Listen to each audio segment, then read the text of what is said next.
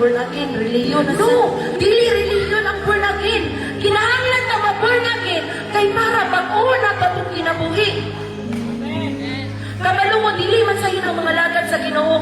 Kaya sa panahon nga na-encounter na mo si Jesus, sa panahon ako na-encounter si Jesus akong kinabuhi, wala ko'y laing tumok o tuyo.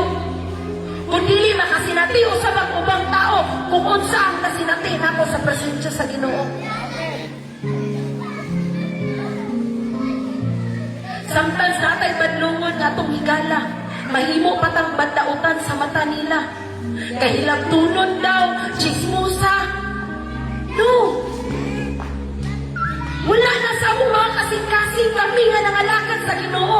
Dili na pang pangilabot, concern lang ni sa halap ninyo. Dili ni magpakaulaw din sa atubangan.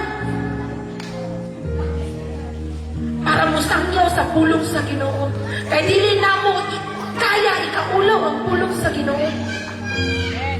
Kay gusto na mo ipasinati sa kanang tao kung giunsang ipagpag-o sa Ginoo.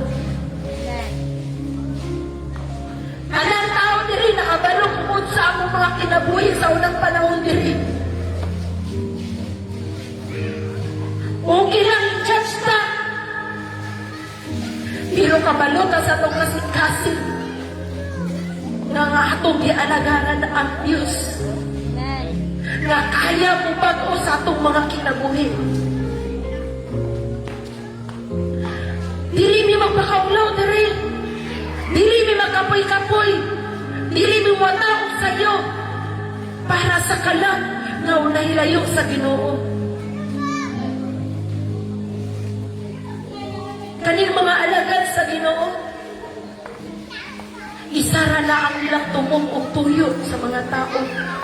Dili pa sikat, dili pa fame, kung dili kinasing-kasing ang among pagtuol sa Ginoo para na ay mga kalag ng kabalik sa tiilan sa Ginoo. Kalami kay sa kinabuhi nga na'y Ginoo Kung naatay Ginoo, dili man tayo simple sa pagsulay. Naamagyan tayo mga pagsulay, dili buot masabot nga kung nangalakan na kasi Ginoo, dili na ka makasinati o kamatayon.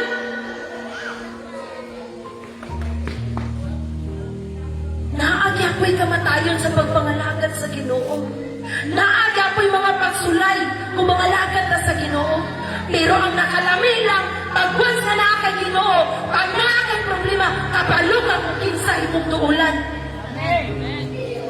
Kaya kung sa kalibutan ka mo noon, kapalugit ka nga, mapukan ka. Kung naakay problema, kubuduol ka sa imong mga barkada sa pagkalibutan ng imong mga barkada, unsay silang in-offer. Inom. Na kay barkada nga sa panahon na kay problema, na may barkada nimo nga iampo sa imo ha? Wala. Na imbis kay magpatabang ka sa ilaha, gidala na ninuon kaniya sa kalaglagan. Muna mga isod, dili na sayang-sayangan ang atong kinabuhi dito sa kalibutan. Dili na to sayangan ang kinabuhi nga gipahulam sa Ginoo sa atoa. Dili na to sayang-sayangan ang panahon